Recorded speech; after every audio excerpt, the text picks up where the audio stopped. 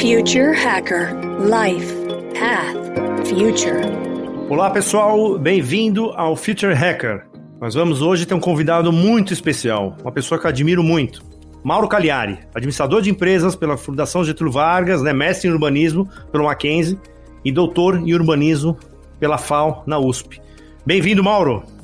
Ô André, obrigado. Tudo bem com você? Tudo ótimo, Mauro. Primeiro, o Mauro, eu conheço ele há muitos anos, há 20 anos, trabalhamos lá atrás, na Editora Abril, lá atrás. E aí, eu vou fazer as perguntas aqui muito focada, né, na nova ocupação dele, na parte de urbanismo. Mas eu queria, assim, só por curiosidade, falar um pouco dessa mudança de carreira que você teve há uns 15 anos atrás, aproximadamente, né, que você era um grande dirigente, né, de indústria de comunicação e passou por urbanismo. Como é que foi esse novo movimento? E aí depois a gente vai encaminhando aí pelas perguntas sobre urbanismo. Me conta um pouquinho dessa mudança. Eu fui vice-presidente da Editora Abril durante um tempo, depois eu fui presidente da Abril Educação, e eu acho que depois de quase 17 anos nesse mercado, e mais um tanto que eu trabalhei na indústria de bens de consumo, eu achei que já estava um bom momento para dar uma parada. E 10 anos atrás, eu me voltei para uma coisa que parecia um hobby, e que eu descobri que não era. Eu descobri que era uma coisa que podia ser, de fato, uma ocupação que eu espero seja o resto da minha vida, que foi o urbanismo. Eu acho que eu comecei a me interessar pelas cidades, primeiro como um pedestre, como uma pessoa que caminha pela cidade, um caminhante, e aí eu comecei a me fazer perguntas, falei, nossa, por que tem esse formato? Por que é assim? Por que a história é assado?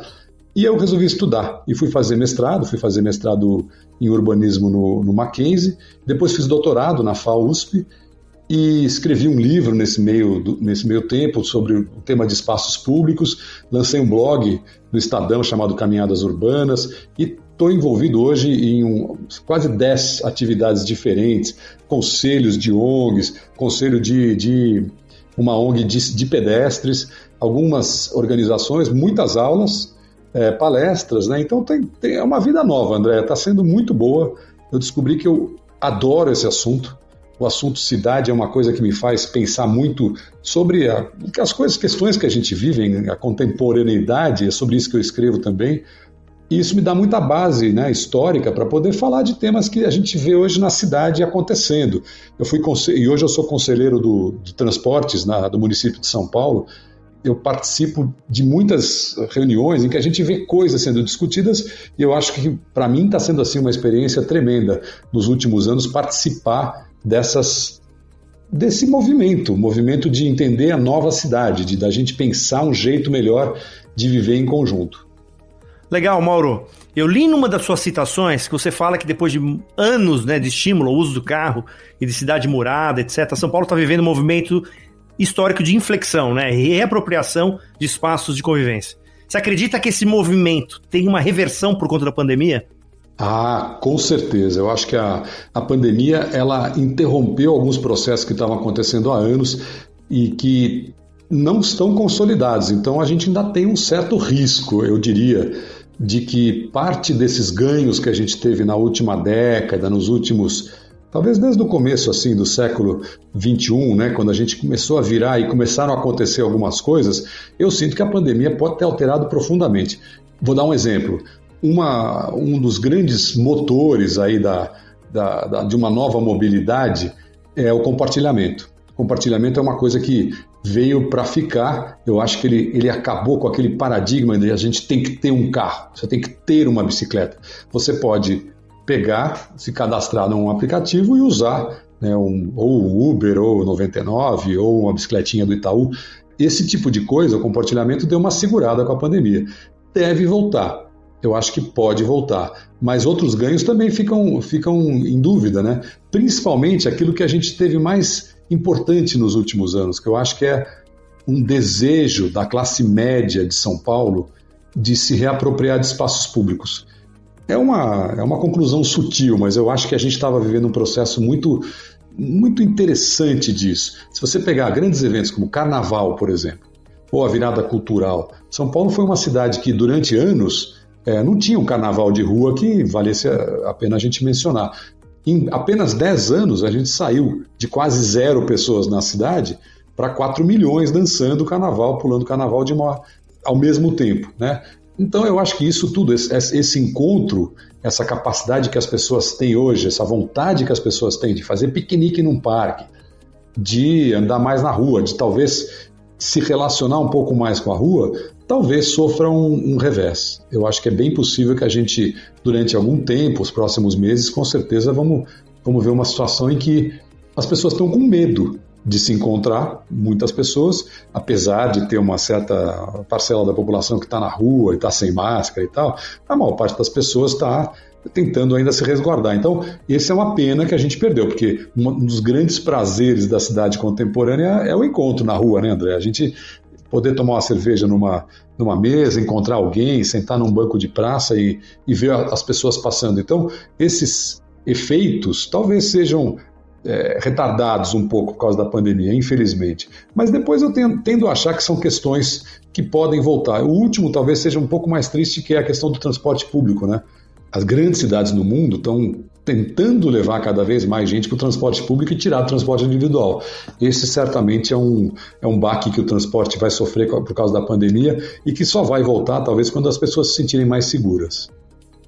Mauro, eu li até também algumas citações suas, né, falando assim que principalmente a cidade, né, tem fechado com muros, né, se fechado com muros, né, por exemplo, no final dos anos 60, condomínios fechados, etc., nas últimas décadas, né, independente aí de pandemia, né, quer dizer, estava começando, pelo menos a cidade como São Paulo, se fechando, né, muitos muros, muitos condomínios, etc. Você acredita que as redes sociais são as novas praças públicas? Ou teoricamente isso é um outro contexto? André, essa é uma pergunta que eu acho que tem sido discutida por urbanistas, sociólogos, que é a questão, o mundo real e o mundo virtual, eles podem se complementar? Eles são antagônicos ou eles são a mesma coisa? E eu diria que tem um pouco de cada uma dessas facetas. É claro que as redes sociais complementam o nosso relacionamento. Mesmo antes de pandemia, mesmo quando as pessoas podem sair, a gente se encontra virtualmente, a gente conversa, a gente troca mensagens, mas a gente também marca os encontros físicos graças às redes sociais. Desde um evento que você vai ter, o lançamento, uma festa, um aniversário, o que for, as pessoas estão marcando via redes sociais. Então tem esse papel muito importante de levar, né? As redes sociais saem do virtual e levam a pessoa para o espaço público. E depois a pessoa vai no espaço público e tira um monte de foto e posta também. Então, eu acho que as coisas se alimentam. Eu acho que o que a gente tem que ter como clareza é não acreditar que o mundo real possa ser substituído pelo mundo virtual. Porque existe uma questão física, uma coisa da experiência física, que não pode ser substituída, infelizmente ou felizmente, que existem prazeres, existem dores, existem circunstâncias, cheiros, sensações, que a gente só sente quando a gente está em algum lugar.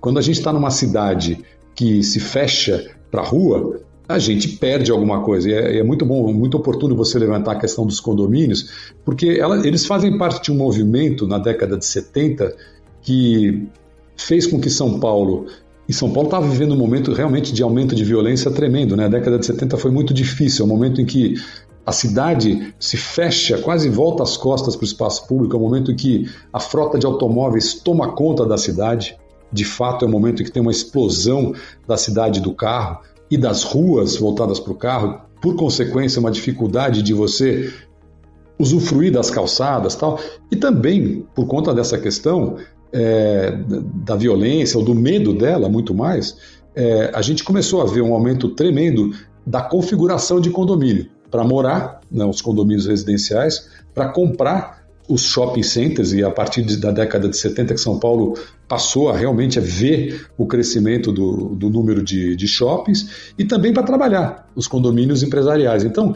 essa configuração se junta, né, talvez aos clubes fechados e coisas fechadas que a gente vê, e elas criaram, durante décadas, uma cidade que está aí ainda, não tem jeito, né? Alguma coisa que tem 40 anos está aqui. O que a gente vê, assim, não há nenhum problema em ter um shopping center. O shopping center é um espaço agradável, é um espaço privado, de uso coletivo, mas o que a gente vê é como os shoppings e os centros empresariais, esses condomínios enormes, ocupam glebas, né, lotes muito grandes, eles representam grandes fraturas, quase uma ilha. Então, se você está indo de um lado para outro e tem um shopping no meio, você é obrigado a dar um contorno e vai passar por uma rua murada, porque os cantos, né, e as rebarbas desses condomínios, muito raramente eles têm alguma condição boa de caminhar. Então, normalmente, o que eles oferecem para a cidade são paredes e muros. E é muito desagradável você andar numa cidade que tenha muros. Então, a gente viu essa configuração crescer. A década de 70 é um ponto de inflexão, e ela é uma década que deixa sequelas até hoje. E a partir daí, o que a gente vê é, em algum momento, as pessoas que moram em condomínios talvez se ressintam da diversidade. E eu acho que essa palavra é muito importante para a gente entender o que é que está por trás do movimento de retomada da cidade. A diversidade é um pouco a maneira que a gente tem de se conhecer, de conhecer o outro, mas também de se conhecer. Quando a gente sai com 7 anos de idade, 8 anos de idade, e vai na banca comprar figurinha, ou vai na padaria comprar alguma coisa, comprar uma bala, a gente está exercitando essa capacidade de se relacionar com as pessoas. A gente está aprendendo. Claro que coisas ruins podem acontecer, por isso que os pais ficam de olho. Mas é nesse aprendizado que a gente cresce. E quando a gente passou por uma experiência de sair de casa, levar um dinheirinho, ficar com medo de perder ou de não voltar o troco na padaria e depois dá tudo certo e você volta, é uma grande conquista. É uma conquista que a gente leva para a vida inteira. E hoje a gente ainda leva. Então, assim, quando as pessoas estão indo atrás de experiências como essa, é porque elas estão, de fato, sentindo falta da diversidade. Diversidade que a gente não vê nos condomínios fechados, seja eles os residenciais, os de compra ou os de trabalho. A gente ganha e vê a diversidade quando a gente está na rua, quando a gente pega um ônibus, quando a gente vê pessoas andando diferentes. Isso é uma riqueza muito grande que não só faz bem para a cidade, mas faz bem para nós como pessoas que moramos nas cidades. Isso eu posso até falar que no Rio de Janeiro tem essa diversidade pela praia, né? A praia é um lugar público ali que você convive com todas as classes, todas as cores, quer dizer, né? E acho que tem uma vantagem versus de São Paulo, né? Muito bem lembrado. A praia é a quintessência do espaço público brasileiro. Quando a gente pensa num lugar onde as pessoas podem estar sem...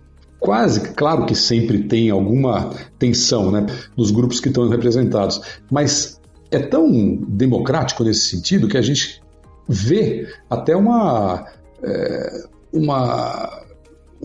circunstância, né, que as pessoas estão quase sem roupa, né? Se a gente for pensar, nada é mais democrático do que isso. E eu acho que isso de fato, os espaços públicos, eles têm um representante no Brasil que é a praia, mas tem muitos outros também, né? Não só as cidades litorâneas têm muito isso, o Rio de Janeiro é um ótimo exemplo que você lembrou, todas as cidades litorâneas, Santos, Florianópolis, as cidades do Nordeste que estão próximas ao mar, né? Todas elas têm uma vida ali muito grande, mas as cidades que não estão próximas do mar, às vezes elas também se encontram assim, na beira de um rio, num calçadão, numa área histórica, no centro, cidades do interior de São Paulo, muitas têm zonas exclusivas para pedestre, então, e parques de todos os tipos. Então, cada uma dessas configurações de espaço público oferece algum tipo de experiência. Um estádio de futebol, em alguns lugares, ele é um espaço público. E ele é um lugar onde você tem alta dose de diversidade. Então, você exercita um pouco desse convívio no espaço. E você percebe que tem pessoas diferentes, com comportamentos diferentes, alguns até que você fala, nossa, que estranho, eu não sei nem me relacionar com isso. Mas, de repente, seu time faz um gol, você descobre que tem um outro jeito de se relacionar. É muito legal quando você está num espaço público e você consegue alguma conexão com as pessoas. Às vezes pode ser uma calçada, como a calçada da Paulista, por exemplo. A Avenida Paulista em São Paulo é um lugar que tem pessoas que trabalham, estou falando agora de uma situação normal, fora da pandemia, pré-pandemia, e eu espero que volte. Pessoas que trabalham, pessoas que estudam, pessoas que estão passando. O metrô traz gente a todo momento para usar para as grandes, né, atividades culturais que tem lá, tem todos os SESCs, os museus, cinemas da Paulista, e o resultado desse caldeirão é um espaço público riquíssimo. Quando você tem alguém ali tocando alguma coisa, fazendo um pouco de música ali na calçada e várias pessoas de cores, etnias, origens, classes sociais, sexos, todas essas pessoas de origens diferentes se reúnem assistindo ao mesmo evento, aquilo é muito poderoso. É uma experiência de compartilhamento entre pessoas diferentes. É uma experiência pessoalmente muito enriquecedora. Perfeito, Mauro. Eu vou fazer algumas 2 perguntas, mas eu acho que vou deixar para o próximo bloco, que são perguntas mais de futuro, de Smart Cities, etc. Mas eu queria só fechar isso daqui com a marginal do Rio Pinheiros, né? Meus avós nadavam no Pinheiros no começo do século, né? Você acredita que a gente vai voltar a ver esse cenário de ser navegável, de poder o Rio Pinheiros voltar ao que foi há mais de 100 anos atrás, né? A questão dos rios ela é muito importante para a cidade, né? Você está lembrando de um momento lindo, né? De poder entrar no rio. O Rio Tietê também era navegável e também era nadável, né? Tinha as grandes competições de remo lá. E São Paulo tratou muito mal os rios. Tanto é que quando ela escolheu o modelo de crescimento, lá na década de 30 para 40 do século XX, ela escolheu um negócio chamado Plano de Avenidas. As grandes avenidas de São Paulo, que foram criadas a partir dali, grande parte delas foi ou ao lado de um rio ou em cima de um rio. E ao cobrir os rios, a gente esqueceu deles. É inacreditável o número de rios que São Paulo tem, todos eles, a maior parte deles, infelizmente, sujos, poluídos, e muitas vezes a gente nem vê, porque você está passando de carro em cima deles. Então, eu acho que a gente vai conseguir ver um momento em que os nossos rios vão voltar a ser navegáveis. Tem muitos projetos, e agora eu acho que a gente está vivendo um momento que assim, não dá mais para ignorar que esse é um momento que precisa disso. As grandes cidades, elas estão inseridas num ambiente, não é só o ambiente urbano, elas estão inseridas numa paisagem continental. A gente tem uma questão de água nas grandes cidades que tem a ver com a Amazônia, com o rio.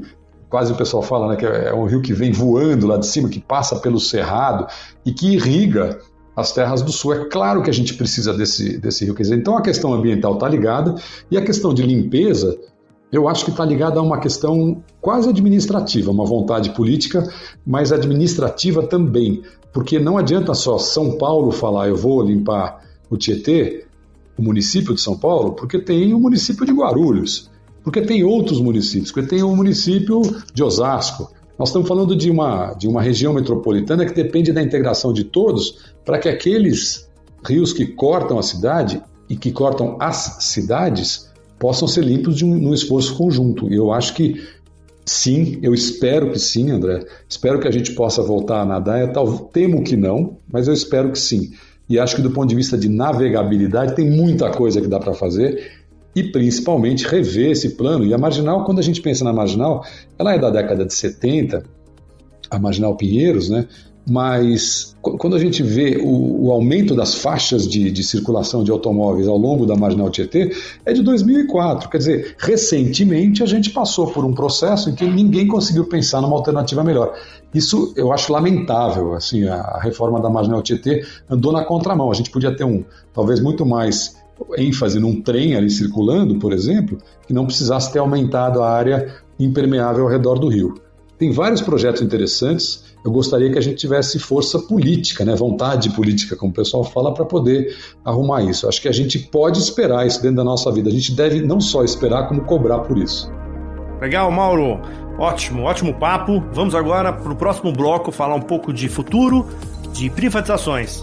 Então nós estamos falando aqui com Mauro Cagliari, administrador de empresas e doutor em urbanismo, ok? Até logo mais! Future Hacker. Life. Path. Future.